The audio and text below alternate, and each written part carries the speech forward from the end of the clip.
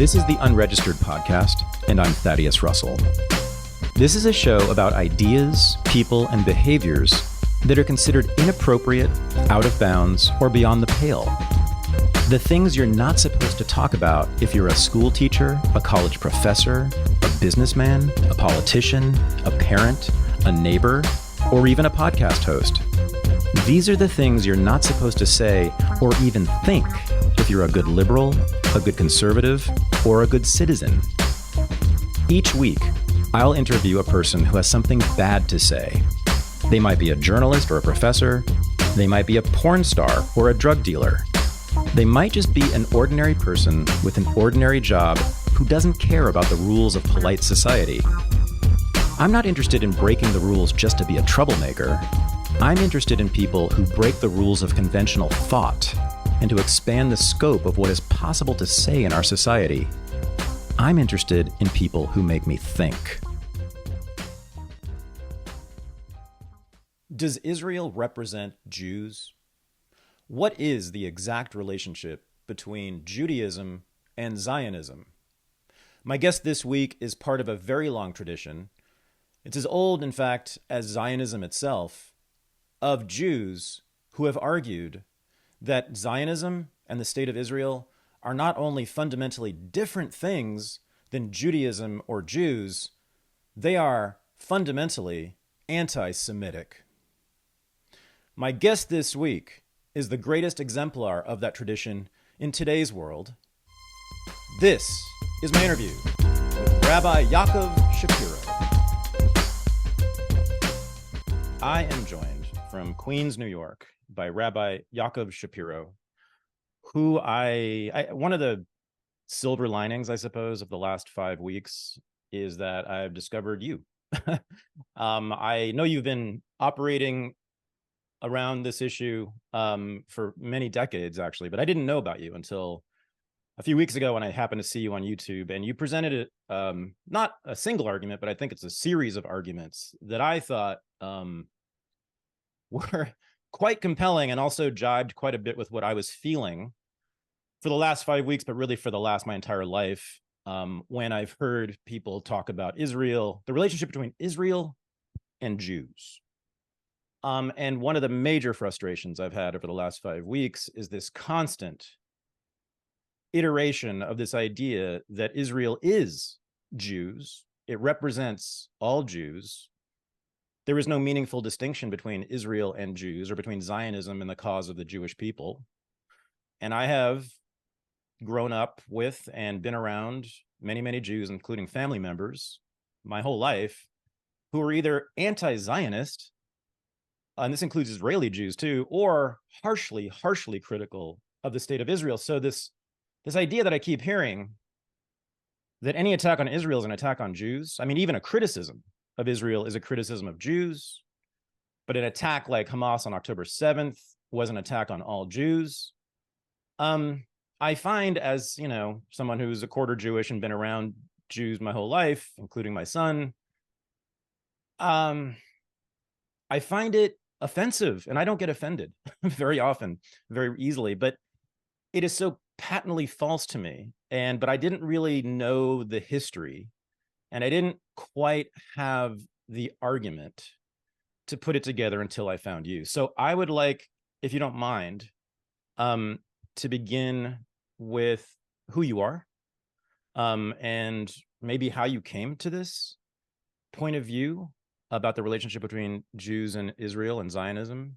Would you mind just saying about who you are and what your career has been and where you've lived and all that?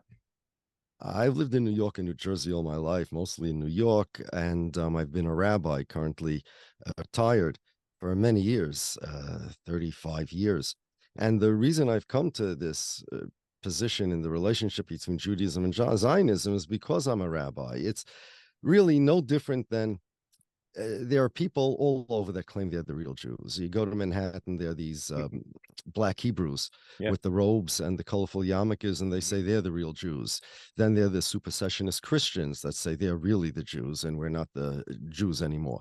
The only difference between the black Hebrews and the Zionists, is that the Zionists were more successful in marketing their position that they're the real Jews and we're not, as opposed to them.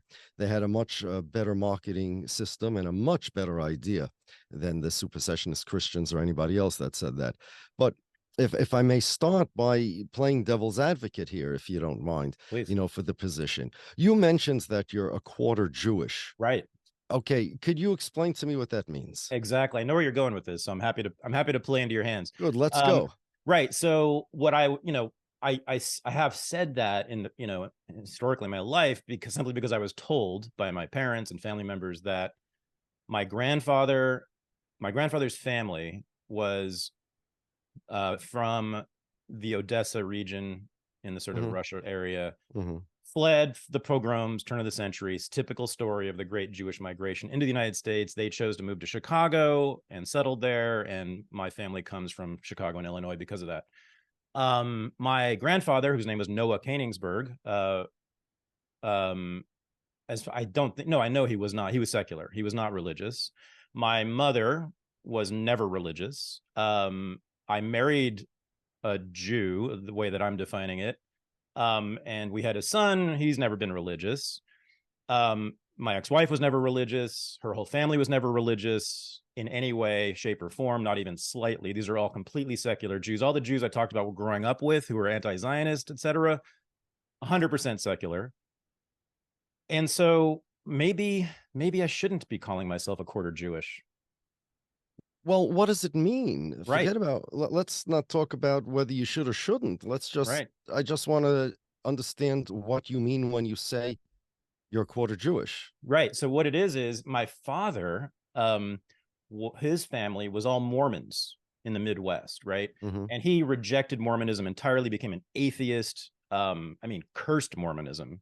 And so I was raised as an atheist. But he would say, and his brothers and sisters would say, we are ethnic Mormons, right? We don't believe in the in the Book of Mormon. We don't believe in the tenets of Mormonism as a religion, Mm-hmm. but we still consider ourselves to be Mormons ethnically, which is very close to a racial category, I think. It's right up against it. And I think that is why I say, and people like me say, that we are a quarter Jewish or half Jewish.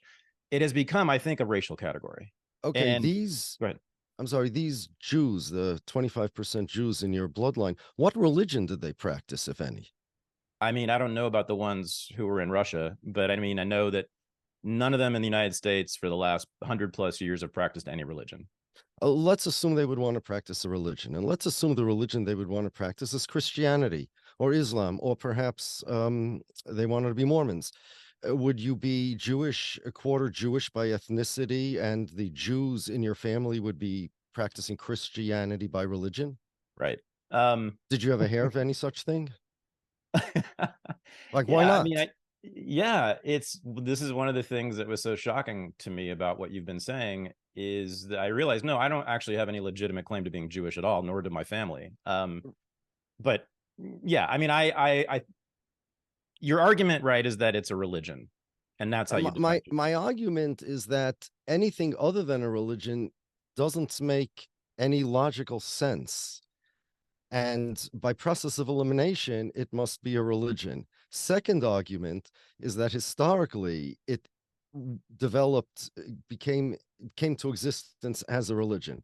But the first argument, that nothing else makes any logical sense. And I'm not uh, talking about opinions. I'm simply asking, if you say you're quarter Jewish, now to say you're 20, you wouldn't be able to say you're 25% Christian or 25% Muslim or 25% a certain religion and 75% another. That wouldn't make any sense, especially since you're not practicing, right? Right. Since your grandfather, let's say, would practice Buddhism, you wouldn't say, well, I'm 25% Buddhist. That doesn't make any sense. Right, right. And yet you would say you're 25% Jewish, which means necessarily that being Jewish has nothing to do with a religion, right? But Mm-hmm. if that's the case, then what does it have to do with? Well, you say ethnicity or race or something like that, whatever you want to say. My question is, can you have somebody who's Jewish and who's Christian? any ethnicity or race, the person of any ethnicity or race can practice any religion they like. You can practice Christianity, Buddhism, Hinduism, whatever, right? Can a person be Jewish by ethnicity or by race or by anything you want other than religion? Can a person be 1/4 Jewish and those 25% of Jews were Christians? Right. Would that make sense? Your argument is pretty much unassailable, except for this. And I think the reason that I and many people like I were told this about ourselves had a lot to do with the fact that we were born after World War II in America, and for me and many like me, born to liberals or leftists who had very strong feelings about the Holocaust, and I think actually wanted to identify with the victims of the Holocaust. And so the fact that the Nazis and the Cossacks in Russia, who attacked my family presumably, did not distinguish between religious Jews and non-religious Jews when they were killing them, told people in my family and people in my world generally that, oh yeah, we're Jews too, because we would have been killed as well. Okay, so first, what you're saying is that Hitler is the rabbi that gets to determine who's a Jew. That is literally the most anti-Semitic thing I could think of, that the definition of a Jew, Jewish identity, is determined by Adolf Hitler. I literally cannot think of anything more anti-Semitic than that. But let's forget about anti-Semitic now. Let's just talk about the logic of it. Hitler would kill somebody if their father's father was Jewish, even though their mother was not, and their mother's father was not. According to Jewish law, as you're aware, such a person is not Jewish. So would we say that we Jews should change our idea of who's Jewish by law because Hitler decided these people are Jewish? It's not a question of religious or non-religious. Hitler decided who's a Jew and who's not a Jew, and his definition of a Jew is racial as opposed to religious. And indeed, according to Hitler, if you are Jewish by race, you could practice Christianity, and there were Jews who had converted to Christianity, and Hitler killed them too. So by your definition, the answer must be yes. A Jew can practice Christianity, and a Jew can practice Mormonism, and a Jew can practice Buddhism. Are you willing to take that position? If you're not, then you're being inconsistent with your idea, with your claim that your Jewishness is based on Hitler's definition thereof. Yeah, no, you convinced me. I heard you. Now there's a history of what you said. Yes. The idea that Hitler is the chief rabbi of Judaism and the arbiter of Jewish identity, and again, I cannot think of any idea in my wildest imagination that would be more anti-Semitic than that. Right. To make Hitler the Moses of the world. I can't think of something, but it started with Theodore Herzl. Yep. And now we're getting into Zionism. Right. This idea that there's such a thing as a secular Jew is strange. And the reason it's strange is because there's no intellectually consistent reason why there's no intellectually consistent definition of a Jew if you don't use the religious definition. Our religion, Judaism, defines who a Jew is. And the definition of a Jew is somebody who's commanded by the religion to fulfill a certain amount of commandments. Torah has 613 commandments, and different people are obligated to fulfill different amounts. All human beings are required to fulfill 7 minimum commandments. They're called the Noahide laws, and they're basic laws of you're not allowed to kill, you're not allowed to worship idols, you have to create a form of civil law. Doesn't have to be a Jewish form of civil law, a reasonable form of civilization, civil law. American law would qualify, European, British law would qualify, any normal system of civil law, jury system, a judge system, or whatever. It doesn't make a difference. Monarchy is somebody who comes, you hear both sides, and those are one of the rules. You can't tear and limb off a live animal and eat it. That's one of the laws also. But there are 7 of them. There are others that add up to 613 that other people are commanded to fulfill. Now, not all Jews are obligated in all the 613. Some of the commandments involve only if you have a firstborn son. Some of the commandments involve only someone who wants to divorce his wife. Some only apply to the priestly caste of the Jewish people, those who are descendants of Aaron, the brother of Moses. But let's say there's a group of 613 commandments that more or less a certain group of people are obligated to fulfill. Those are Jews. Now, anybody can choose to fulfill those commandments. They're called converts. Anybody could be a convert to Judaism. King David himself was a descendant of Ruth, the convert to Judaism. She was a Moabite woman, as it mentions in the Bible. Now, a definition means, by definition, that you have a set of characteristics or symptoms. Anything with these characteristics is included in the population that you're defining. Anything without it is excluded. So to define a Jew, what you're looking for is to find a set of characteristics that whoever has these characteristics is Jewish and whoever doesn't is not. And the word Jew is just a short version of saying somebody with these characteristics. Now, what are those characteristics? There is nothing that all Jews share. And if somebody shares these things, he's Jewish, because it's not race. The Ethiopian Jews, the Yemenite Jews, the German Jews and Russian Jews are all of different races, and not to mention converts to Judaism that can come from any race. Besides which, the Jewish law says that if your father is not Jewish and your mother is, then you're not Jewish. So that's not the way racial rules work. So it's not a race. It's not an ethnicity either, because however you're going to define ethnicity, there are Jews of all different ethnicities. And if somebody partakes in all the cultural Jewish things, if you want to define it as a culture, would that make him Jewish without a conversion? None of these things make any sense.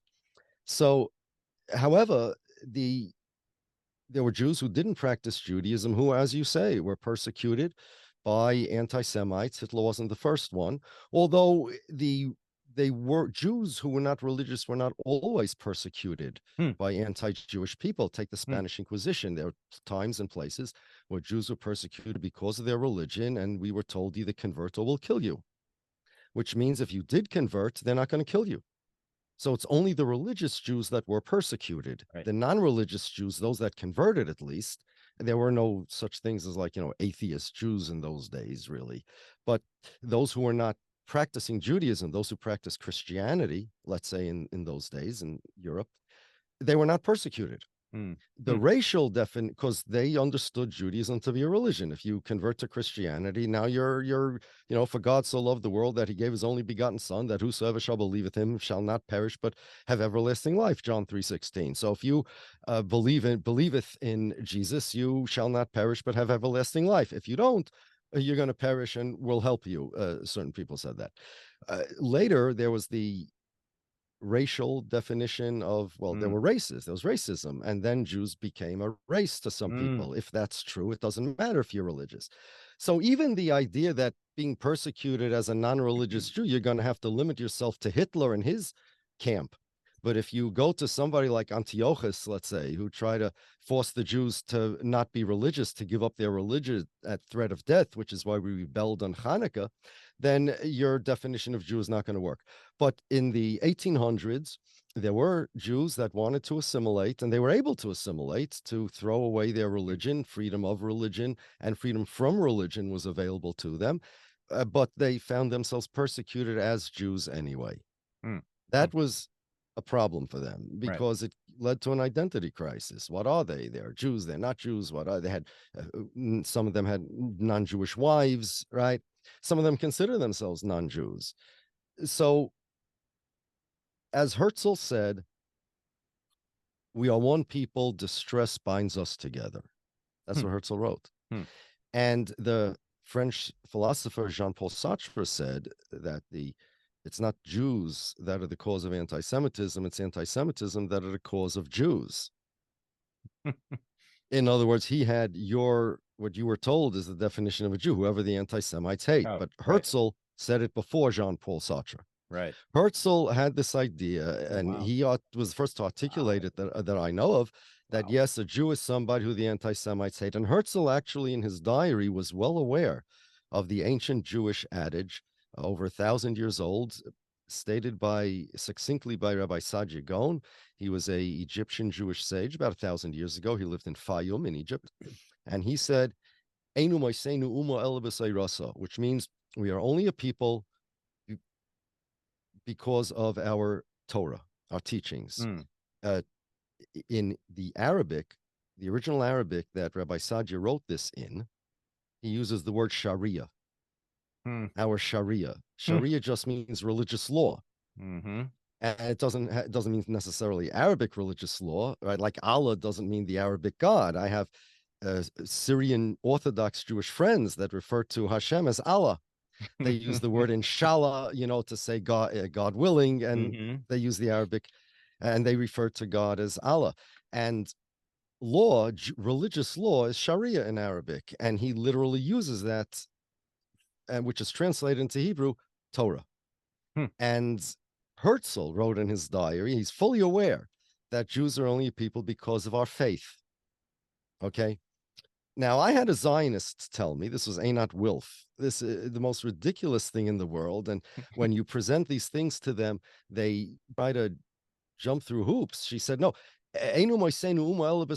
Torah doesn't mean religious law. It just means law. In other words, she's saying, she's saying like civil law, just because of our laws. No, it means faith, Sharia. In fact, in context, Rabbi Saadia is saying this. Einad Wolf clearly didn't see the context. He was just trying to figure out an answer, and it didn't work at all. He was talking about the Muslim principle of abrogation. The Muslims have a religious principle that says, similar to the New Testament, where Christians say God chose the Christians, over the Jews. There's Old Testament, but now there's a New Testament, a new Torah, a new people. In a similar way, that they used to be the Jews, but God didn't like the Jews anymore, so now he chose the Muslims based on Muhammad. And Rabbi Saadia wants to refute that. Like I said, he lived in Egypt and he was around Muslims a lot. And he said, well, it says in the Bible in many places the Jewish people will exist forever. And if the Jewish religion will not exist forever, or if God will remove from us his Torah and give it to somebody else, then by definition, there are no Jews. It doesn't mean law, it means our religion. Even Herzl knew that. It means our religion. If God would take our religion, the Torah, and give it to another people, we would no longer be considered Jews. Our Torah is what makes us Jews. Again, the definition of a Jew is somebody who's obligated to fulfill the commandments. Now, if somebody else would be obligated to fulfill God's commandments and not us, they'd be the Jews. Now, because a Jew is a job description, better than saying it's a religion, it's more accurate and more irrefutable to describe it as a job description. God gave us a job. This is the job. Whoever has this job is called a Jew. Yes, it is a religion that believes that God gave us this job. It's a religious belief. God gave Moses the law on Mount Sinai to the Jews. It involves the supernatural things and religion, and thou shalt this, and thou shalt that, and thou shalt not, and God gives reward, and there's an afterlife. It's a religion. But the word Jew means those who, according to that religion, are obligated to fulfill the 613 commandments as opposed to the humanity commandments, the universal 7 commandments. And if somebody wants to disagree with that, okay, tell me what your definition is and we'll discuss it. But so far, nobody in history has been able to come up with a definition of Jew that makes any coherent sense, that's intellectually consistent, aside from this one. So if you are persecuted as a Jew, now you're kind of forced to accept your Jewish identity because of the anti-Semites. But if you're forced to accept the Jewish identity and you don't accept the Jewish identity as Judaism prescribes, what Jewish identity are you being forced to accept? Well, yeah, Hitler's. Well, the Russians. Well, this. That's fine. So when you say you're Jewish and I say Jewish, it means two different things. Now, Hitler's not persecuting now because you're a Jew. And there are Jewish people who don't like, Zionists who don't like religious Jews. So guess what? We have a new definition of Jew. Let's go back to the old definition. Whoever the Zionists don't like, whoever the Zionists persecute because they're Orthodox Jews, that's the definition of a Jew. We can't work this way. We can't give over the definition of a Jew. Who in the world and in the right mind would give their identity over to those who hate them? You hater, you decide what I am. Is that right? That's sick. That's really sick. So so you're saying, I think, that Theodore Herzl, who is the founder of the modern Zionist movement, which ultimately gave birth to the state of Israel, he reinvented the category of Jew as a racial category, which was essentially the same category that was used by the Cossacks and the Nazis. Is that right? Okay. The Cossacks, I don't think, used that definition. The Cossacks weren't just anti-Semites because they hated Jews. They had various political reasons to kill Jews. But it wasn't just Herzl, and Herzl didn't say clearly a race. In fact, he said the Jews aren't a race. He proved it, quote unquote, proved it. He claimed to prove it because he said him and Israel Zangwill, in his diary, when he was discussing Israel Zangwill was another one of the, let's say, we'll call him founding fathers of Zionism, a different idea of Zionism than Herzl had. He didn't believe in a state. He believed in kind of like the Jews are, well, let's say like the Kurds or cultural, something like that. But Herzl considered himself handsome. I guess beauty is in the eye of the beholder. And Israel Zangwill, he considered ugly. He says, Israel Zangwill believes that Jews are a race. He says, I disagree, because he's of the kind of the Negro type. Look at him. He had like this curly hair, Israel Zangwill, and Herzl considered him not handsome. Well, he said something to the effect that he makes up in his, the way he takes care of his hair, he tries to make up for his bad looks. Something like that. So he just take a look at him and I. We're not. It's definitely not the same race, right? So Judaism can't be a race. He was an anti-Semite, Herzl. Wow. And what he did believe Jews are, he didn't quite explain it well. Jabotinsky said Jews are a race. Others said Jews are a family, some kind of family, which also doesn't make any sense. You can convert to Judaism, and again, it's maternal lineage, not paternal lineage, and let's assume it's a family. I mean, if I'm 65th cousins with somebody, that doesn't really, I don't really look at him as any family at all. There are others that said, no, Jews are, Ben Gurion, you cannot define what a Jew is. A Jew is just a Jew. There are others even if that's true, then how do you know whether you're Jewish or not if a Jew doesn't have a definition?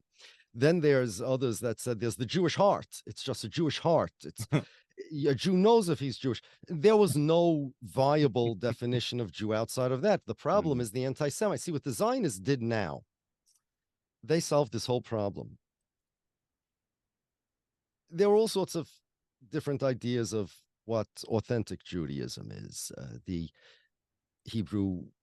black Hebrews, the supersessionist Christians, these Sadukim in the days of the Second Temple who believed a certain belief. There, we had the Baisusim, the Chitzonim, all sorts of different groups, right? Today you have the Reform Jews, the Jews for Jesus, the Messianic Jews, all sorts of Jews. The common denominator between all of those is that they agree Jews are a religion.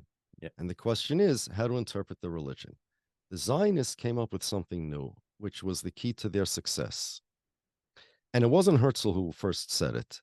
According to Shlomo Avineri, and I have no reason to say he's wrong, The first person to have this idea was Heinrich Gretz, the historian, that Jews are a nationality. And like there's the Kurds, the French, the Spanish, there's the Jews. And what this guy Gretz did was, because once nationalism became a thing, so some guys had this idea that the Jews should also be a nation. They thought that this would benefit the Jews because nationalism helped many people, helped the people in the Balkan states. It gave people a new identity. It gave people a new will to live. And they, some of them thought, a guy like Leo Pinsker, that if Jews become a nationality and they gain their own place, they'll be looked at the same as any other nationality. They'll be looked at as the French, and there won't be anti-Semitism because there won't be any reason. He said Jews are weird. That's why they're hated. If you have a French guy and a Spanish guy, let's say, so the French guy knows, okay, if I go to Spain, they'll be nice to me if I'm nice to the Spanish people that come to France. There's some kind of reciprocation thing going on. The Jews don't have that because the Jews are like a ghost people. That was his words. They're like ghost people. They don't have a place. They can't reciprocate. But once we have a place, we could be like any normal people. That was the idea that many of them had. Many Zionists, they said, you know what, if we just become normal means not like a religion that socially wants to stay away from everybody and live a life of holiness and piety. All we want to be a nationality like everybody else. Once we become normal and have a country, and instead of studying musty tomes, we'll try to get Olympic gold medals. And instead of praying all the time to a God that's not Jesus, we're going, because remember, for hundreds of years, the Jews were the only other religion in Europe besides Christians. Right? There were no Muslims. I'm not talking about the olden day Spain. I'm talking about, for hundreds of years in Europe proper, there was no other religions except the Christians and the Jews. And that's really where the center of this story of Zionism took place. So if we become we're not going to be Christians, although Herzl actually had an idea. He wrote about it in his diary. Maybe all Jews should convert to Christianity, and then there won't be any anti-Semitism. He really literally had this idea. He had on noon, there'll be a big ceremony. He's going to be the last surviving Jew, and everybody else will convert, and the whole thing. His son, actually, Hans, converted to Christianity. Yeah, Herzl was much more Christian than Jew. You know the old joke. There's old joke. What's the difference between Herzl and Jesus? Jesus celebrated Hanukkah, but Herzl celebrated Christmas. Right? Wow. So, and he really did. He really did. He had a Christmas tree in his house. He didn't like Judaism. But they figured, you know what? We don't like this religion. Secular Jewishness doesn't really work. There's anti-Semitism. What does secular Jewishness anyway mean? Let's become a nationality. Let's get a country. Let's get a language. Let's get a flag. Let's get all the symptoms of a nationality, which Jews never had. They never looked at themselves as a nation in the political sense.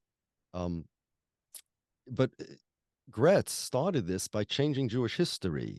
Jews' history was only the history of people regarding their relationship to God. Tragedy came upon us. Well, okay, why are we being punished? We're successful. Okay, how could we spread amongst ourselves, a greater awareness of our religion, and how could we strengthen the practice of religion? That's how Jews looked at their history. No, and we're looking forward, like other religions in their way, we're looking forward in our way to a messianic renewal of the world, where the Messiah is going to come, everybody's going to see God, and the wolf will lie down with the lamb, and there will be a peace all over the world, and everybody will see the God and what God's will really is, and everybody will submit to God's will on their own. And there's going to be a wonderful spiritual world out there.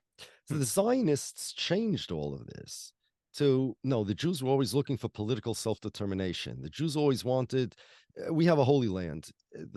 Israel, what's called Israel today, more or less, it's not exactly the same borders. There's a holy land. Eilat is not holy at all to us. It's in southern Israel. In Lebanon, southern Lebanon is holy to us as much as anywhere in Israel. There's a land that's holy, but on holiness, holy places is part of many religions. There's holy days like Yom Kippur. There's holy places. There's holy thoughts. There's holy books, and the Eretz Yisrael, the land of Israel, regardless of who has sovereignty over it, be it the Romans or the Ottomans or the Turks or the British or the Mamluks, it doesn't matter. It's a holy place, and we wanted to live in that holy place. But when God returns to the place and this Messiah comes, we'll be living there not as a Jewish state. It's not there's no such thing as a Jewish state. As a state means in Hebrew, the word for homeland is moledet, which means motherland or the place you were born, kind of like Mother Russia or La Patria in French, fatherland, right? In English, we don't have such a thing. A homeland is an ambiguous term, but in Hebrew, it's moledet, the place you were born. And indeed, in Israel's Declaration of Independence, it says here the Jews were born, because when the Jews came into the Holy Land under Joshua, they, according to Zionism, they became a people. That's not our belief. Our belief is, again, the Torah makes us a people. When God gave the Torah to the Jews at Mount Sinai, that's when we became Jews. The Zionists changed all the religious concepts into political ones. No, that's not when we became Jews, when God gave the Torah. We became Jews when we got our land, when we got a country. We're a people. Jews never had a flag, but they made a flag. So they supplied us with that flag. Even before there was in Israel, there was a Jewish flag, that two stripes with the Star of David. They had a language. They supplied us with a language, modern Hebrew. Jews never had a national language. Yes, in biblical times, they spoke Hebrew, times of Moses, let's say, but it wasn't what made us into a people. Language, land, and culture are things that make nations into nations. That's never what made us into a nation. There are times where Jews spoke Aramaic during the Second Temple period. In fact, there's a little event that happened. You can find it on YouTube, when the Pope, Catholic Pope, came to visit Israel, and he's talking to Netanyahu, right? And I always say, if you take a look at the clip, there's a Pope and Netanyahu. If you don't know who's the Pope and who's Netanyahu, the Pope is the one with the Jewish yarmulke. Netanyahu's bareheaded. Right. Okay, so and they're talking. There's an interpreter because the Pope is speaking Italian, I guess. And Netanyahu says to the Pope, this is the land of Israel. This is where Jesus lived, and he spoke Hebrew here. So the Pope corrects him. He says, no, he spoke Aramaic. And the Pope was right. Netanyahu was wrong. The Jews spoke Aramaic. I mean, rabbinical students still study in Aramaic. Many of our texts that were written in those times are still Aramaic. We never had a national language. The European Jews spoke Yiddish. The Oriental Jews spoke Arabic, as I said. The Spanish Jews spoke Ladino, it's called. There are all sorts of different dialects. Yiddish is a dialect of German. It doesn't matter what language you speak. It matters the content of your language, whether you are a better Jew or a less good Jew. Doesn't depend on what language you speak, but what you say. It depends on the content of your language. It depends on the content of your thoughts and the content of your deeds. It doesn't depend on where you live. God is everywhere. It doesn't depend on your culture. There are all sorts of different cultures, as long as it's not sinful. If your speech is not sinful, it's holy, it's Jewish speech. If your activity is not sinful, it's holy, it's Jewish activity. If your culture is not sinful, it's holy, it's Jewish culture. Jewishness is only something that's connected to Judaism, the Jewish religion, which has to do with God. Right. And that's it. The more it has to do with Judaism, the more Jewish it is. Right. And the Zionists changed that. No, Jewishness is a political thing. The Jews were always striving for self-determination. You know how they say, the Zionists always say, well, the Jews always said next year in Jerusalem, and it is in our prayers, next year in Jerusalem. Yeah. Now, so what we really meant when we say next year in Jerusalem, we still mean when we say is that next year the Messiah will come and bring us all to Jerusalem. It's not going to be a Jewish state. A Jewish state means what France is to the French, Israel is to the Jews. That will never take place. God is what makes the Jews Jews. The religion is. We will live in a holy land, but there will never be a Jewish state in the sense that Israel claims to be our state. I'll tell you a secret that the Zionists don't tell you when they bring up this business of next year in Jerusalem. What this, that people in Jerusalem today also pray next year in Jerusalem. And the reason for that is that the Jerusalem we're praying for is not the Jerusalem that exists today. Jerusalem, besides being a place, it's an idea, it's a concept. And the Jerusalem that exists today, we want it to be transformed into the real Jerusalem, which it is not today. We're not looking for political self-determination. We're not looking for sovereignty over Jerusalem or the Holy Land. Jews never did. It's useless to us, and worse than useless. Look how much death it's causing. Never mind conflict with Palestinians. I always tell people, let's assume there'll be a two-state solution, as they call it.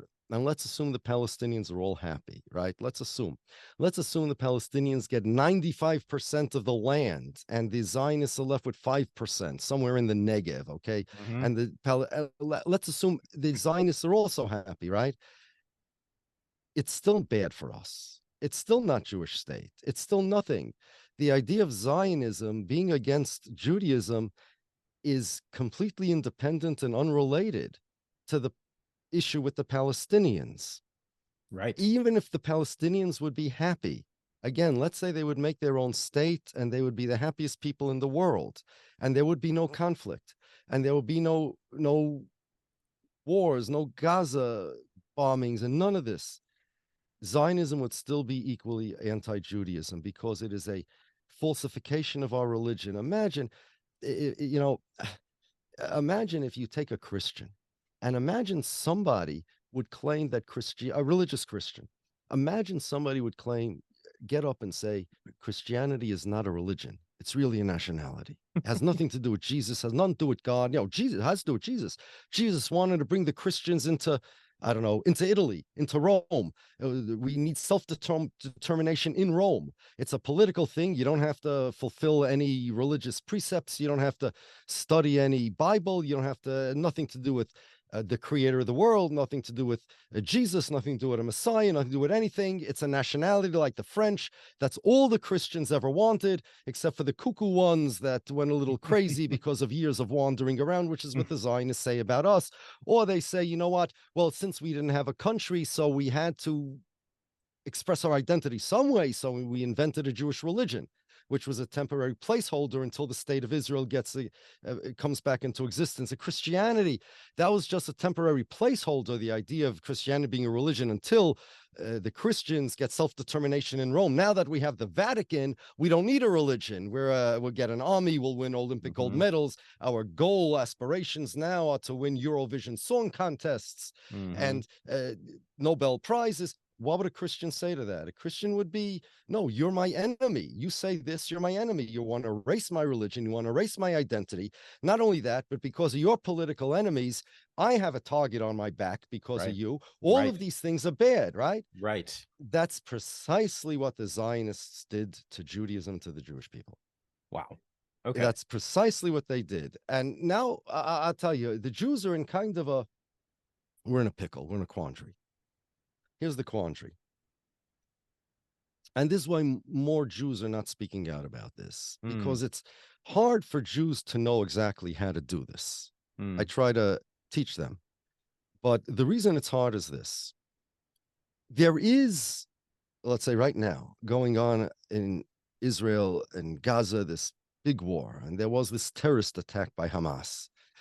Nobody in their right mind would look at it as anything other than the most horrific thing that I could remember in my lifetime. Absolutely horrific. Now they're bombing Gaza, and you see what's going on over there, right? What's going over there as well. If a Jew gets up and says, no, we're against Zionism, it is taken by people and used to say, look, there's Hamas supporters. They're against Israel's existence. They want Israel to be wiped off the map. This is what people do. Okay, if you're against, you see it all the time. You don't see it so much by Jews, because Jews are like, okay, I don't want to get involved in this. Where anybody that criticizes Israel, okay, you're a Hamas supporter. So if a Jew says, you know what, I'm against Zionism, so that means you're supporting Hamas. The Zionists have, and not only Zionists, there are people, Hamas people, there are Arabs who have done this as well, that have framed the issue of Zionism, pro-Zionism against, as a binary, as synonymous with pro-Hamas versus pro-Israel. Right. And that's not true at all. You could be right pro-Hamas and pro-Zionist. You can say that you believe that the Jews should have a place to live, but they shouldn't be. They shouldn't. They should give Gaza the freedom. Right. And if you don't give Gaza the freedom, Jews, you can keep Israel, but if you don't give Gaza the freedom, I'm gonna perform terrorism. You could be pro-Hamas and pro-Zionist theoretically, right? Theoretically, you could be. And you could be anti-Semitic and pro-Zionist. Guys like Richard Spencer, who says, yes, the Jews should have Israel, and the American whites should have America. Jews, you get out, you go to Israel, and we'll take America. You could look at Zionism and as racism, and if you're a racist, guess what? You're pro-Zionist, right? Yep. Let all the Jews go to Israel. One has nothing to do with the other. You could be pro-Israel and anti-Hamas. You could be pro-Israel in terms of their politics, and anti-Zionism. You could say, no, the Jews are, you could say, no. Somebody could say, yeah, I think there are a lot of Americans that are doing this. Yes, I'm on Israel's side in terms of what they're doing to Gaza. But you know what? I'm against the idea of Zionism. I'm just in favor of Israel because, well, what, you got to do something about Hamas. There are people who say that. Well, what are you going to do with Hamas? This is collateral damage, right? You could say the opposite as well. You could say, you know what Israel's doing is an absolute crime, but you can be a Zionist, and there are plenty of Zionists that do that, the left-wing Zionists. They say, no, ceasefire now. There are plenty of Jews that are appalled by what Israel's doing, and they consider themselves Zionists. So the idea of Zionism is independent of Israel, which is independent of Judaism, which is independent of Hamas, which is independent of Israel's war on Gaza. These are different issues altogether. Now, people want to link one to the other, such that if you're if you express an opinion about one, that means there's a whole cascade of opinions you have about a whole set of other things. And if you don't say it, they'll put words in your mouth. So there are plenty of Jews that say, look, you know what? I have a son in Israel. I have a mother in Israel. I have a brother in Israel living there. Maybe even they're living there before the state of Israel existed. There are Jews like that whose families were there, especially in Jerusalem, that predated Israel. And they're very big anti-Zionists, these guys. Yes. They're like, Israel, get out of my life, you know? But these Jews are saying, look, you know what? If I utter a word now against Zionism, right? So then what are people going to do? People are going to say, okay, that means you agree with Hamas. That means you agree with the kidnappings. No, and people don't want to get involved with that. So you need to be knowledgeable and articulate to be able to navigate this political quagmire, this ugly tangle of gaslighting and misrepresentation that takes place when people do it, you know? And I'll tell you, on this Tuesday, there are Jews that are planning on making a big rally in Washington. But listen to this. There are Jews that are there that are going to be flying Israeli flags, and they're like regular Zionists. And I know that there are Jews that are being told, look, you're not a Zionist, but this rally has nothing to do with Zionism. Here's the story. Israel's running out of ammunition, and we want to, and the Congress is considering not giving Israel ammunition. And we want Israel to have ammunition. So if you want Israel to be able to defend themselves against the thousands of rockets that are raining down, you need to come to this rally to show Congress, don't leave Israel without any bullets. right? So you have a whole, and then you're going to get spokespeople for the rally and saying, look, I'll tell you what all these many thousands of people are here for, and that spokesman is going to end up representing everybody. And there are different groups of people there for different groups of reason. I personally absolutely say Israel has a right to defend itself. Gaza has a right to defend itself. Everybody have a right to defend themselves. That's not on the table. That's not the question on the table, right? So if you say to somebody, well, you know what? There are people, American Congress, there are a lot of anti-Semites in the American Congress, or they're under a lot of pressure by the pro-Palestinian side that wants to kill all the Jews. And they're trying to convince Congress that, you know what? The Jews, to leave Israel in the lurch and let the rockets rain down on Israel. No more Iron Dome, no more bullets, nothing. And Israel's running short of supplies.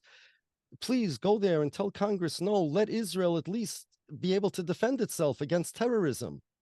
Sure, you're going to get a lot of anti-Zionists that say, sure, I don't want people killed. I don't want terrorism. So they're going to go down there. And their neighbors, the guy standing right next to him, is going to be sitting there say, yeah, carpet bomb Gaza. And who's going to be the speaker? It's very, very confusing for people. There are Jews who are scared. They're scared. You know, just as when people say to Jews, you know, people say this, the Palestinians, they want to kill all the Jews. Hamas's charter, which we know they have rescinded long ago, right? But no, the Hamas charter. So if you tell somebody Hamas charter, these people want to kill the Jews, and these people elected Hamas. Okay, so all these people want to kill the Jews. They're all anti-Semites. Fine, they're anti-Semites. But now they want to wipe out all of Israel from the river to the sea, means kill all the Jews in there. You know, there are people that are saying that. Oh, yeah. There are. And if you convince some Jew of it, then he's going to come to some pro-Israel rally, which is going to, but the speaker for the rally is going to represent it as something completely different. So just as it's so hard for Jewish people, and I'm speaking, I have friends, I have neighbors, to be able to sift out who's really the enemy, what is really the reason he's your enemy, right? Is it possible for the Jews and the Palestinians to live together in one democratic state, or will there be pogroms? Will the Hamas charter still be in existence and we want to kill all the Jews? Now, the only difference is there's no border wall, so now we can do it, right? There are people that are saying that. And unless you are really politically astute, historically astute, and also you don't listen to media, the media is the devil over here. You cannot, especially social media, it's crazy. And this is a disinformation war on both sides. You know, they'll say, well, the Jews want to just kill all the Palestinians. The Palestinians now are saying, well, the Jews elected Ben Gvir and Smotrich. So that means all the Jews are like Ben Gvir and Smotrich, right? And if they're all like Ben Gvir and Smotrich, what are we going to do? There's no choice. We have no choice. In Israel, they have a expression, ein brera. There's no choice. We don't like killing people, but we have no choice. It's kill or be killed. And then don't forget, this is part of the Zionist propaganda, is that the Holocaust, remember what you said, that your whole Jewish identity was to relate to the Holocaust. Let me explain what the ramifications of that. What that means is that you're being a victim, being thrown into gas chambers. Not only that, of an innocent victim. You never did any harm to Germany. For centuries, the Jews were living as loyal citizens in Germany. Comes a hit, and they were contributing to German society and civilization. There were scientists and people in professions, all sorts of things. And now comes a monster like Hitler with the Nazis that says, for no reason, just kill them all. And there were Jews that said, I don't believe it. Hitler's not really want to kill us. It's just some economic thing. Wait till things calm down. And it didn't work then. Other times, actually, it was true and it did work. So if your whole identity as a Jew is the Holocaust, the same way mine is the Torah, I look at the world through the eyes of the Torah. You look at the world, or what you used to, through the eyes of the Holocaust. If you're starting with that position, and now you have this idea, well, now they show you Hamas's charter and the people that elected Hamas. What is going through your head? And then you have all this propaganda. It's unbelievable. It's so hard to talk to anybody nowadays. It's so hard. So that's what That's what All right. I'm doing. Okay. You let me understand? let me there's a couple of pieces of the theology that I want to go back to.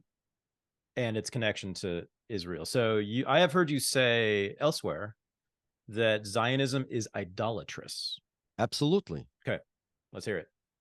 Idol worship means anything that you add to the Jewish religion that's part of your being Jewish other than God, that's idol worship. The definition of a Jew is a worshiper, somebody who fulfills God's law.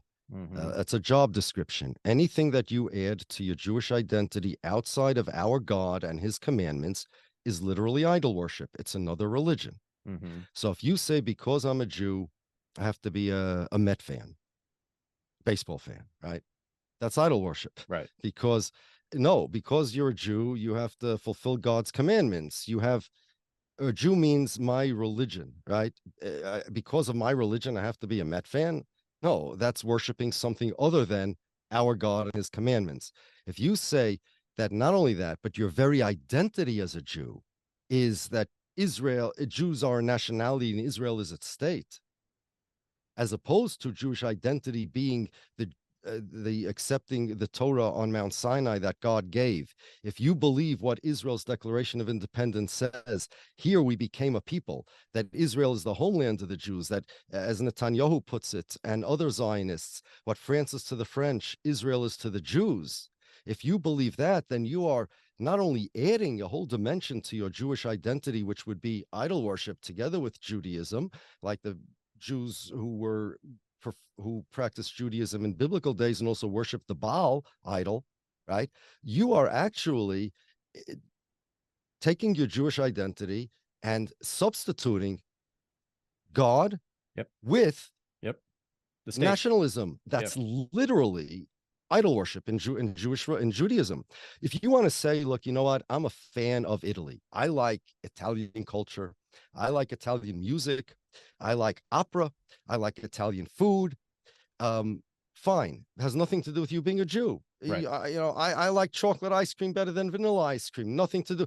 But if you say, because I'm Jewish, therefore I must like Italy, that's idol worship.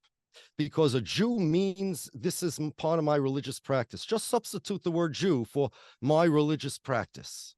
It's idol worship according to Judaism. And it's worse. It's not just you say you're adding something into your Judaic identity. Let's say a person says, okay, my Judaism is, yes, God gave the Torah on Mount Sinai and everything. And I also think, besides the Torah, as a Jew, I have to like Italian music. Right. Because I'm Jewish. No, that's Judaism mixed with idol worship. But if you say, no, my Jewish identity is not that God gave us the Torah. Instead, my Jewish identity is land, language, and culture. That's literally, it's idol worship. It's also heresy. It's denial of the Jewish religion. All sorts of sins of belief are committed by Zionism. All sorts. I want to tell you about some friends I've known. When I was at Columbia, I had a lot of some Israeli friends, and some of them were like Americans, grew up in California, secular, non-religious.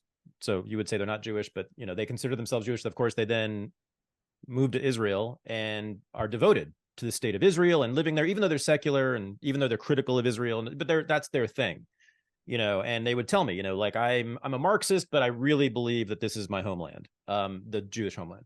And then I would ask them, well, what do you think about, I said, well, where are you going to live? You're going to live in Tel Aviv or Jerusalem? I said, no, never Jerusalem, because there's too many religious people there. Right. And so I'm thinking, well, so which is it that you're worshiping? Is it the state of Israel? Obviously they're worshiping the state of Israel and not just denigrating the religion, which is the identity, the soul of the identity of Jews, but they are dismissing it. Yes, and this person would consider his Jewishness having nothing to do with worshiping anything. Nothing. That itself is the idolatry. That's literally an erasure of the Jewish religion, the Jewish identity. You can't, again, if you're going to make Hitler the arbiter of the Jewish identity, I literally cannot think of anything more anti-Semitic than that. As an aside, I would say this one guy I'm thinking of, who was one of my better friends at Columbia, I'd say more than half of the anti-Semitic Jew jokes I've heard in my life came from him. And I don't know if that's a coincidence, right? It could be. I mean, the reason why these people wanted to be Zionists to begin with, meaning the reason why they wanted to be secular Jews, they could have been Christians, they could have assimilated, but the reason is because they were not allowed to assimilate. And they attributed the anti-Semitic resistance to their assimilating, to the fact that Jews are associated with the religion of Judaism, which is dirty and disgusting and results in filthy values and unmanly, that was a word they kept using, unmanly values and ugly and things like that. And to people like them, it is. And I'm very, very proud to have these unmanly, peaceful, pacifistic, studious, spiritual values rather than be like Ben Gvir or Smotrich. Another Zionist Jew I have known was non-religious completely. This was my former father-in-law. I married into a secular Jewish family. And whenever we would go to restaurants and there would be Orthodox Jews in the restaurant, he would make us sit as far away from them as possible. He was explicit about this. This is a guy who grew up on the Lower East Side. I mean, you know, ethnically, as they would say, completely as Jewish as anybody. He was so disgusted and horrified and embarrassed by religious Jews that we had to physically separate ourselves from them. And this was a Zionist. Right. So let me ask you, was he ever, is rhetorical, was he ever mugged or robbed or beaten up by a religious Jew in his life? I've never heard of that ever happening to anyone. Never. It's just anti-Semitism. Sure. Zionism is anti-Semitism. We should be speaking about not why anti-Zionism is anti-Semitism, which it's not. We should be speaking about why Zionism is anti-Semitism, which it is. It's so brilliant. I think you're right. The other thing I want to get to, and this is of special interest to me because I'm very interested in the history of race and racism, racial ideas, the very category of human races being created, you know, mostly in the 19th century. And I think the fact that Zionism was founded in the 19th century, right in the midst of this flowering of scientific racism, I think you kind of pointed to this. I think there's a lot there. There's connections there. So does not Israel, you said that what Zionists did was redefine Jews as a nation. And that seems very clear, but also weren't they defining them as an ethnicity? Because can't you, like my friend Michael from California, who became a citizen of Israel, right? He had no religious Jews anywhere in his family that he could show, but he was let right in as a full citizen because he said, well, I'm an ethnically Jewish, I guess. And isn't that the definition that they essentially use? No. Okay. And the reason is this. There was a Supreme Court case in Israel. There was a Jew who was, as you call it, so-called ethnically Jewish. He was born Jewish, and long story short, he converted to Christianity. Father Daniel Refusion, I think his name is. I'm not sure how to pronounce the Polish properly. And he hid Jews. He helped Jews escape the Holocaust because he was a Carmelite monk in the end. He, after World War II, he wanted to come eventually and settle in Israel under the law of return. He was born Jewish, no anti-Semite. The Supreme Court ruled, no, he's a Christian, he's not Jewish. So if you're an atheist, you don't believe in any God, but you're born Jewish, you're considered a Jew.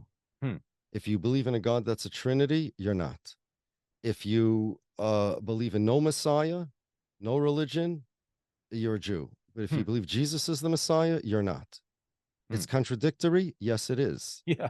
And that's the problem with Zionism. As I said, there is no logical way to define Judaism other than the religious definition. Now, here's the thing, there were actually Israel Zangwill, Yosef Chaim Brenner and Israel Zangwill both said that Jews could be Christians.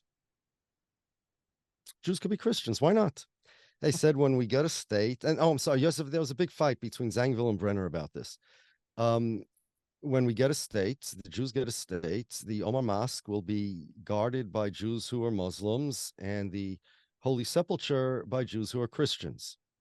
Because why not? If Jew is a nationality, then, as I said, they could practice religion, any religion they like. Others say, no, it can't be. The Israeli law that says if you're Jewish, you can qualify for the law of return now is obligated to take a stand on this. And they did. Their stand is you could be an atheist, but you cannot practice another religion other than Judaism if you practice a religion. Does that make sense? No, of course not. It doesn't make any sense. But the reason for this is that when the Zionists were developing Zionism, they did so, as I mentioned, in order to change the personality and values and characteristics and character of the Jews. They had a certain picture in mind of what they wanted to be. A Christian monk was not in that picture. A Sephardi, a Moroccan Jew, a Yemenite Jew was also not in that picture, which is why Yemenite Jews and Sephardic Jews, Jews from the Orient, are discriminated against in Israel. Ethiopian Jews, also from Africa. They had a certain idea. They wanted to be, and this because Zionism developed in Russia and Europe, they wanted to be like a Cossack or an Aryan or a Russian or a German or a Frenchman. That's what they wanted to be. And that's what they wanted. They had this picture of what they wanted to change Jews into. Of Ariel Sharon is a Jew. But they didn't want Jews walking around with crosses around their necks and going to churches. They didn't mind Jews who were atheists, you know, or like, and strong men, but they didn't want Jews of other religions. They couldn't exclude Jews who practiced Judaism, although I'm sure they would have loved to do that, because they needed an actual population, which is the only reason why they accepted so many, and they worked to bring many Oriental Jews from the Middle Eastern countries to Israel. They wouldn't want them. They didn't like them. But they couldn't supply themselves with European Jews anymore because Hitler wiped out the population. So they needed to find other places to supply their country with Jews. So the Middle Eastern countries was a great place. They didn't experience a Holocaust over there. So that's why. So they had no choice.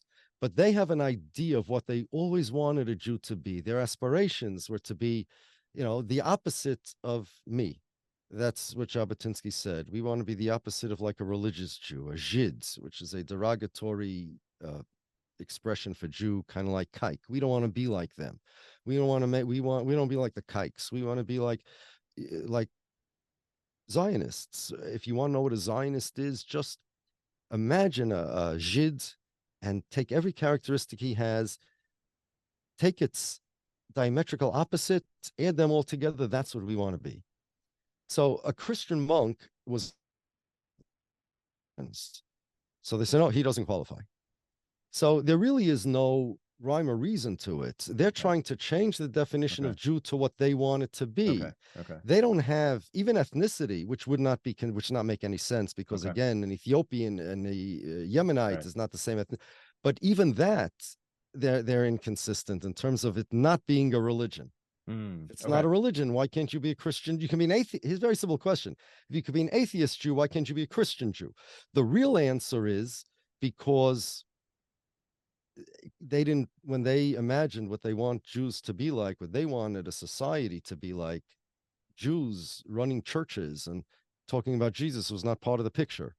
Jews who have no religion and are free of God, godless Jews, that was part of their picture.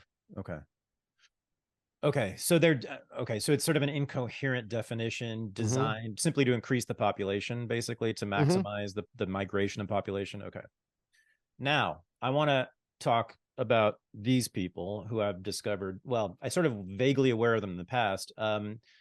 These Haredi people. I had, like anybody who's lived in New York, I'd seen every once in a while, like 2 or 3 Orthodox guys on the street in Williamsburg, maybe with some signs for Palestinians. And I thought, that's bizarre. I didn't even know what to do with that. And then I asked people about it, and they said, oh, those are these weird ultra Orthodox crazies who live in Jerusalem. Don't pay attention to them.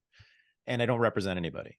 Well, I found out that they represent a whole lot of people and have a long history in Palestine and Israel. And can you talk about them, that history? Yeah.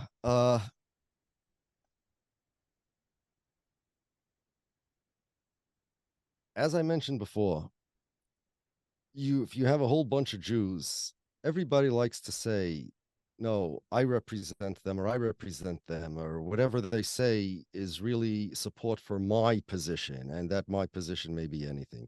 It's the same thing happening over there. Mm. There are not very many Jews, relatively speaking, that are running around with Palestinian flags, although there are. Mm.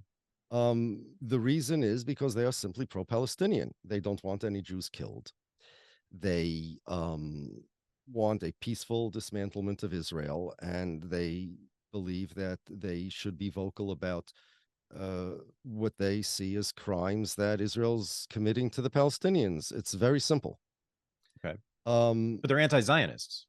Yes, they are anti-Zionist, but again, see what I said before, that anti-Zionism and pro-Palestinianism are not necessarily dependent on each other. Right. So take me, for example. Okay, I'm an anti-Zionist Jew, and I say I'm more anti-Zionist than them. Let's take the ones in New York who you've seen, right? The Americans who are doing with the Palestinian flags. Now, what they're saying is that they don't like what Israel's doing. Question, why are they protesting against Israel more than they're protesting against, I understand today, but it's not only today that they do this. Why do they protest against Israel more than they protest against China with the Uyghur Muslims? Right. Or anybody? The answer is, right. And I speak to them all the time because, well, Israel's doing it under our name. Right. But here's the problem. What they really want is to separate the Jews from Israel. But they're doing more than that. I say Israel has no right to say anything in my name. You're saying that this particular thing that Israel's doing in your name, you don't approve of. Right. To me. Right. So who's more of an anti-Zionist? Right. All these leftists, right. They're similar to the leftist anti-Zionist or leftist Zionist Jews, the JVPs and on all of those. Yeah. The very idea that you have, let's say, Jewish Voice for Peace, right? Why do you as a Jew believe that you need to weigh in on this conflict? Now, as an American, you're paying taxes. I got it. I'm an American. I can weigh in on it. I should. My tax money is going here. But that's me and my Christian neighbor and my Muslim neighbor are equally on the same foot as far as being American is concerned, right? We pay equal taxes. As a human being, I absolutely should weigh in on it. But that being the case, I have the Israeli-Palestinian conflict has equal footing with China and the Uyghur Muslims, India and Kashmir, and various different other human rights issues all over the world. So now, why would an American be involved, a Jew, an American Jew? He's not Israeli. An Israeli, I understand, an Israeli needs to voice his opinion about what his government should be doing. But if Israel is not your government, America's your government. And this is no different. Yeah, today it is. Today, in November 2023, it is different. It is unique. But we're talking not only today. We're talking this is going on all the time. Israel's issues and the Palestinians' issues are no different than any other human rights issues all over the world in terms of your connection to it. So by use, Zionism means that Israel's connected to the Jews and Jews are connected to Israel. Anti-Zionism means Jews have nothing to do with Israel. Yeah, right. I have to do, as a nationality, I'm American. As religion, I'm Jew.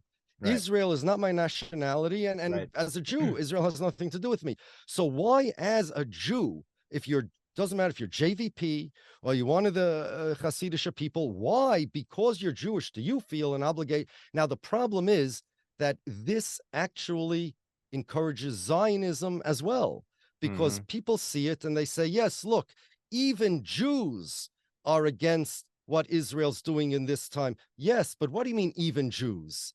You could say even Israelis. I would like to see IVP, Israeli Voice for Peace. You know, that's one thing. But Jews, but if you connect Jews and you say, because I'm Jewish, therefore I must disavow this particular thing that Israel's doing, what you're saying is not what I'm saying. Israel has no right to speak in my name, to say anything, even when they do something good.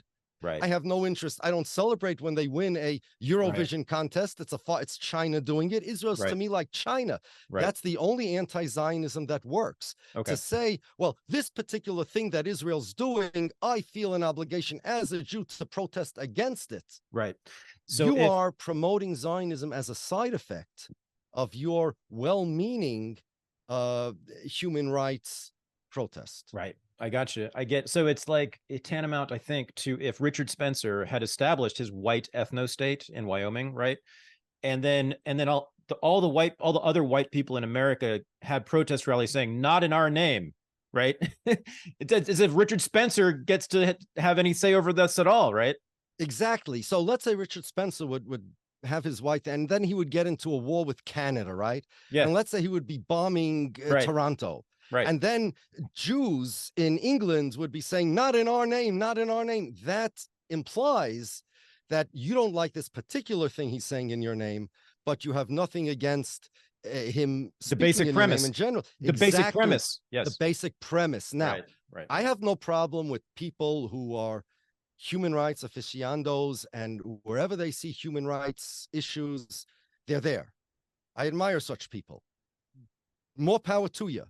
But the idea that if you think that you are negating Zionism by saying, well, as a Jew, what Israel does is not in my name is wrong, you're not negating Zionism. You're negating this particular act of what Israel is doing. And maybe even you're negating a lot of what Israel stands for.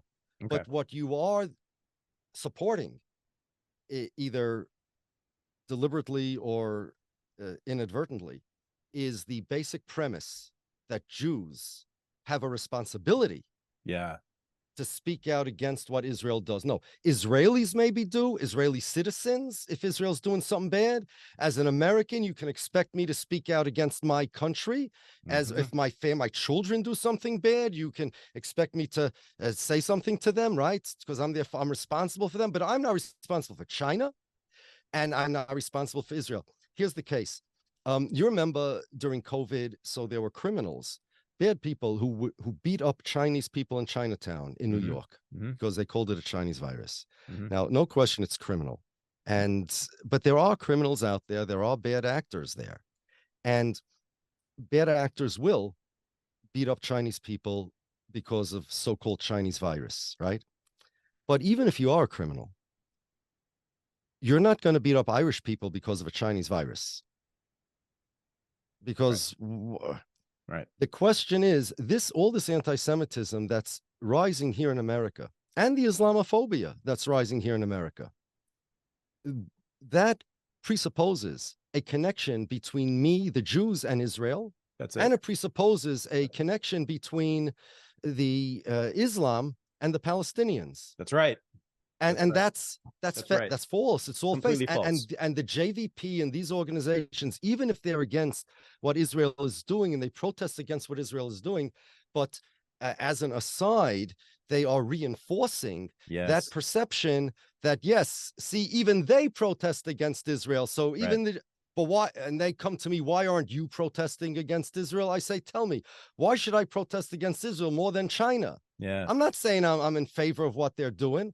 But why are you coming to me? Only anybody who comes to me and asks me what I think of Israel-Palestinian protests, they're a Zionist. Right. They're a Zionist. Right. Because what they're doing is and even people that come, the guy came to me in the city, Midtown Manhattan, we were waiting for a red light, and some guy doesn't speak English, pulls out his cell phone, and he shows it to me, and he goes, punches in something in Google Translate, and he shows me that whatever he said in some language, it says, encouragement for your country, or something like that. And I asked him, America, United States? Goes, no. I said, Israel? He goes, yeah. I said, no, America's my country. I have nothing to do with Israel. Now, you could be pro-Israel, you could be anti-Israel, just like an American could be pro-Ukraine or pro-Russia. Yep. And maybe even there's a right side and a wrong side. No question about it. Yep. Or maybe a person doesn't know. Why should Jews be obligated to even know more about, yes, a person should know what's going on in the world. I got that. But why should a Jew have to weigh in on Israel versus Gaza more than Russia versus Ukraine, or China versus the Uyghur Muslims, or India versus Kashmir? And let's take a place where there's open human rights violations, okay, whichever one you want all over the world. None of those are any less connected to me than Israel and Gaza. Yeah. And no human rights violations is acceptable or permitted. I only have allegiance to one country in America, and I'll tell you, if America does something bad, I should speak up against it, and I should tell them I'm going to vote for the other guy that doesn't believe in this. Yep. Fine, no problem. I got that as an American, right? Mm-hmm. But as a Jew, I have no more reason to weigh in on America's policies than my Christian American neighbor, or my Muslim American neighbor, or my Buddhist American neighbor. And I have no more reason to weigh in on what Israel does than any other American at all. And if you ask me what I think is the solution to this crazy quagmire that we're in, the solution is that, everybody has a right to, let's not even say defend themselves. Let's say they don't even need to defend themselves. Everybody has a right to live in peace under their own self-determination without anybody bombing them or terrorizing them, right? Without anybody stabbing them or bombing them. It's very simple. Everybody in the world, including Israel and Gaza. No question about it. Now, how is that going to come about? So I say there's an ideology. It's not a country. Remember, we separated Israel, Zionism, Gaza, Palestinians, Americans, Jews. There's an ideology called Zionism.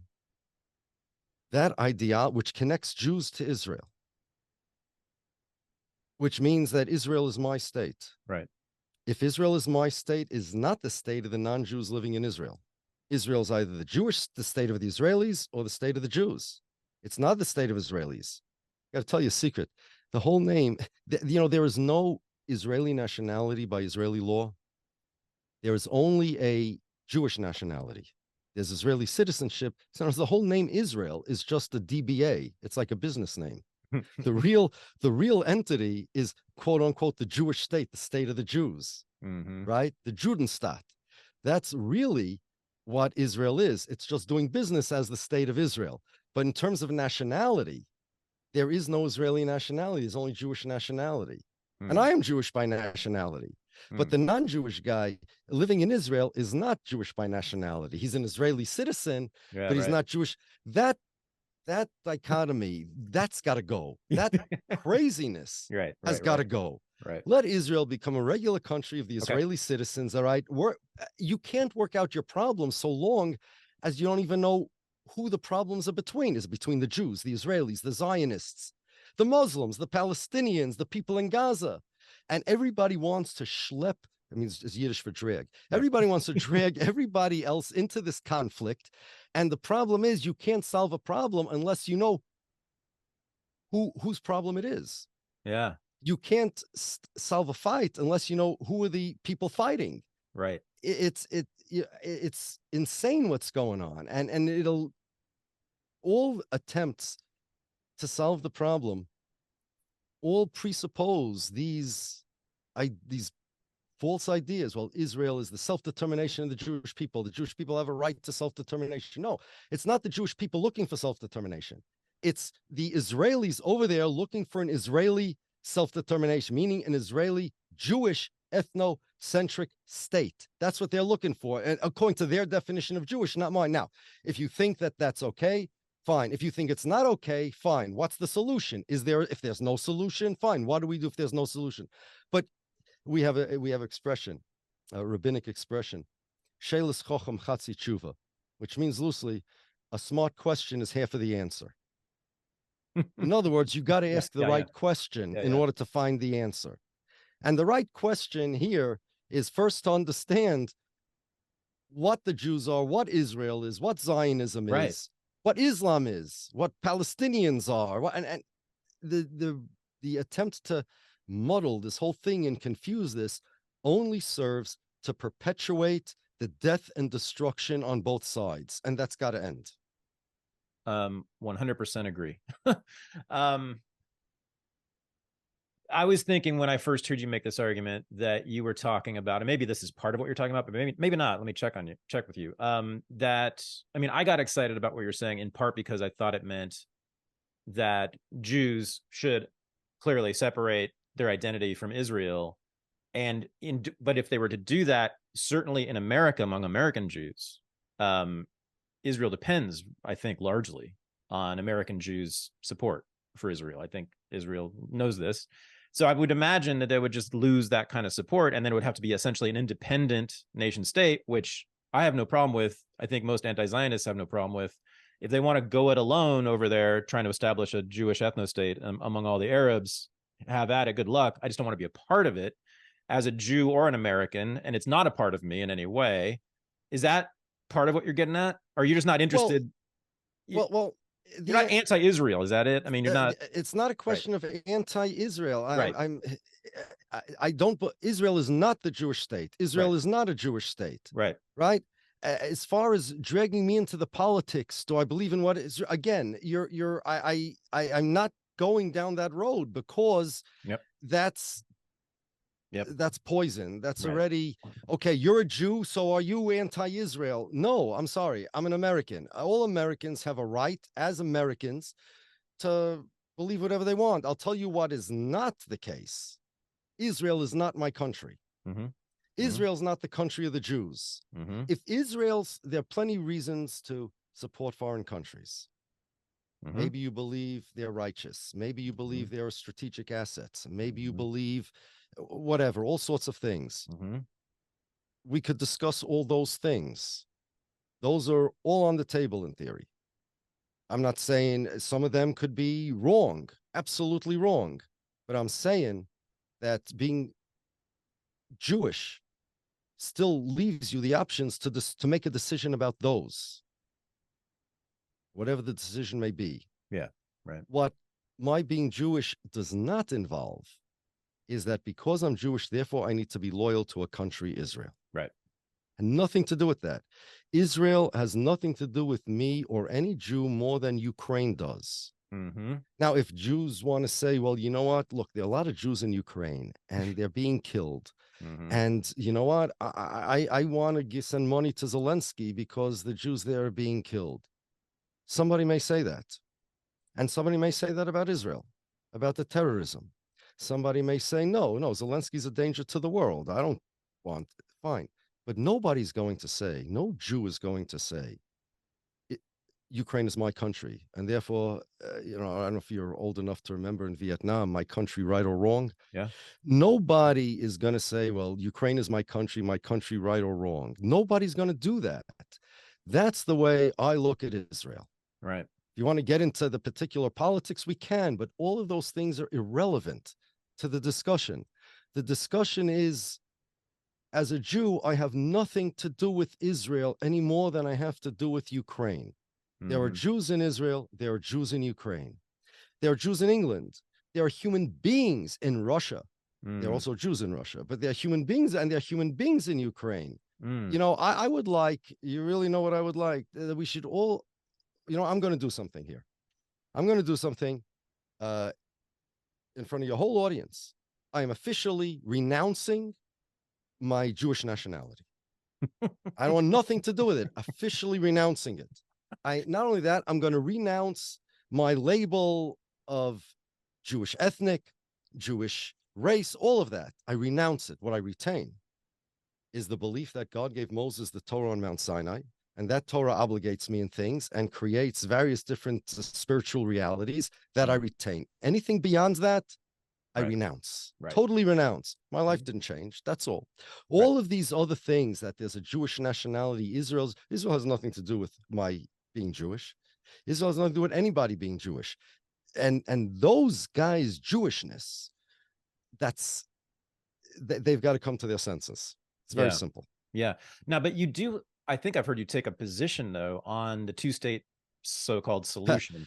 So what happened was I was talking there. I really didn't, but from our conversation, so Kim Iverson was convinced of a one-state solution. What happened was basically I didn't even speak about the Israel and Palestinian conflict. What I said is that Israel is an assault on my religion. It unfairly puts me in the crosshairs of Israel's political enemies, like the Chinese virus puts the Chinese people. And she's like, you're right. In other words, even if the Palestinians, even if there would be a two-state solution, Israel's still a problem for me. Right. Right. So it's not a two-state, it's not a one-state solution to the Israel-Palestinian conflict. That's my point. The Israel-Palestinian conflict can be solved any way that's best solved. But the solution that it is, you need Israel to become a normal country, even if there is no need for a solution to the Palestinian conflict. That's it. When you take two-state solution, what problem are you trying to solve?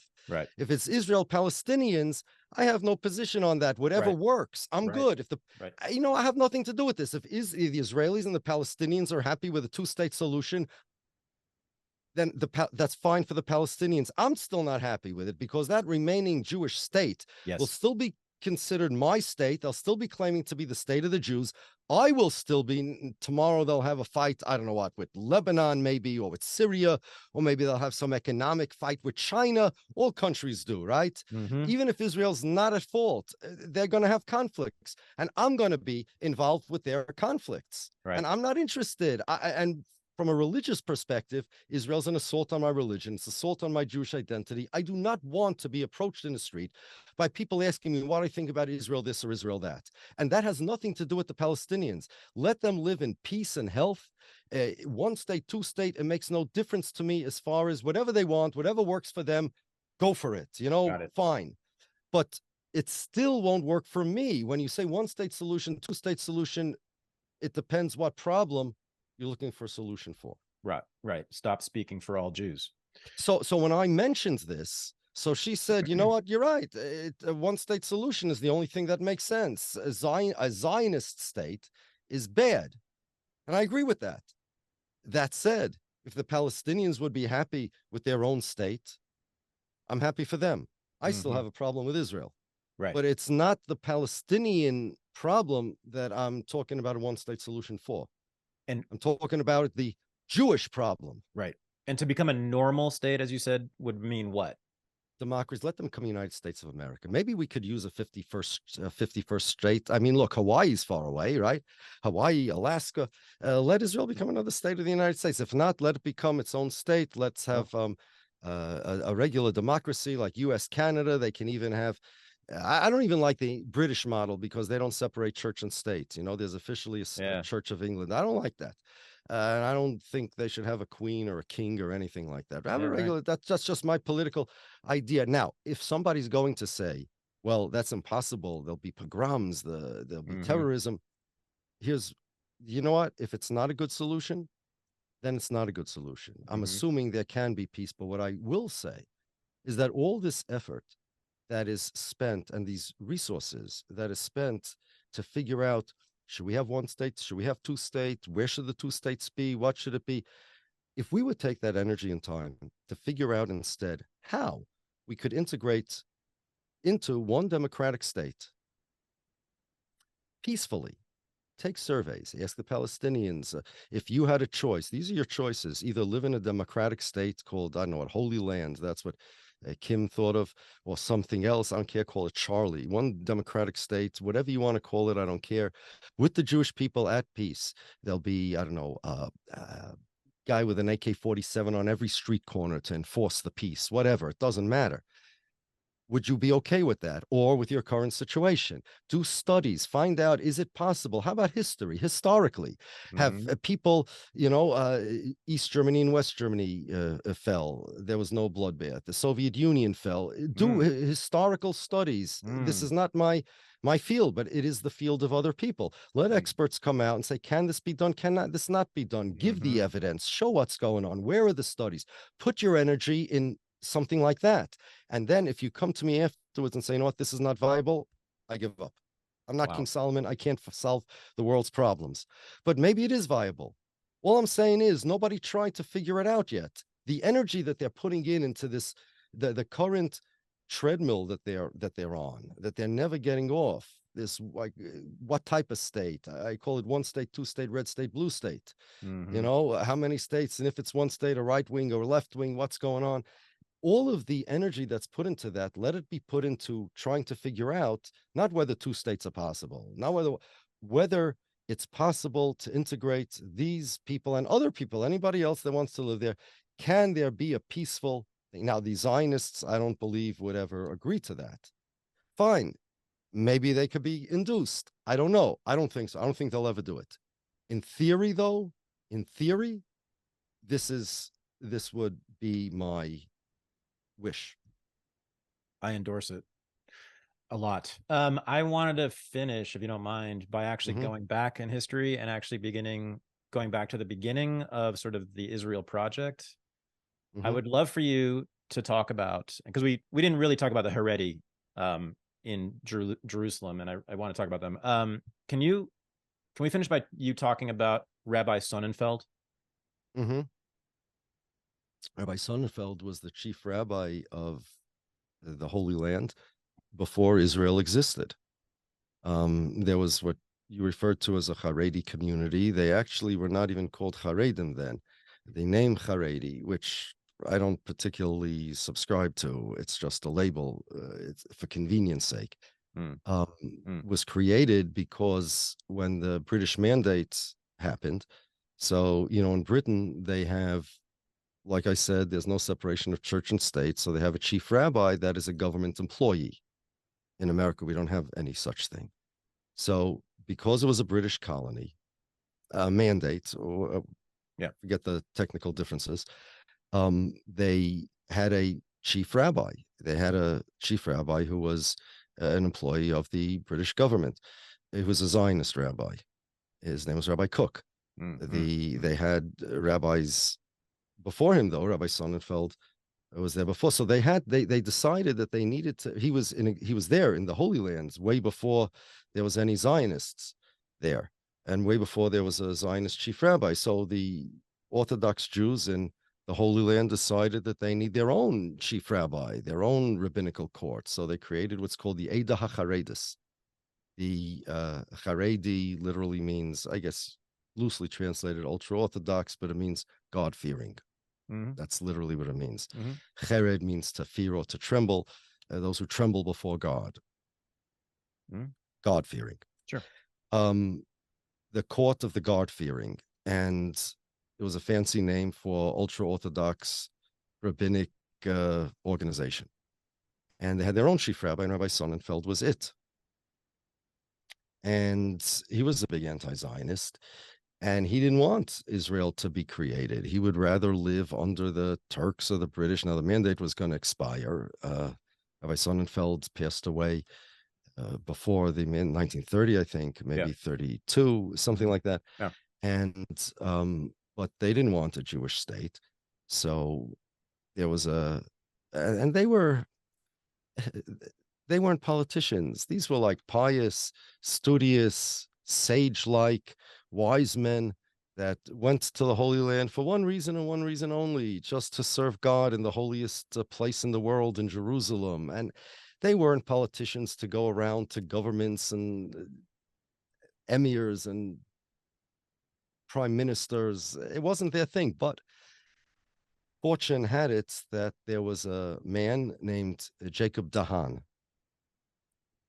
a Dutch professor and scholar, writer. He was teaching in a university in Palestine in those days. Long story short, he became a big follower of Rabbi Sonnenfeld, and he was a dignitary even in Europe. And Rabbi Sonnenfeld sent him to speak to the British and tell them that the Jews in Palestine are not interested in the Zionists coming and taking over the place. The Zionists, the Haganah, assassinated him before he was able to deliver the message. By assassinated, I mean they made sure nobody was around that particular time. He was coming out of Shaare Zedek Hospital, where there was a prayer quorum there that he was just finishing with, and somebody asked him, a guy, Abraham Tahomi. He confessed, there's no secret about this. The Zionists are proud of it.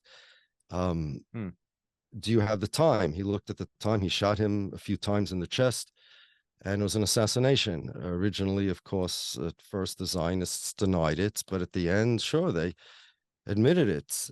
This Tahomi was found living in Japan. They interviewed him. You can find it online. It's not a secret.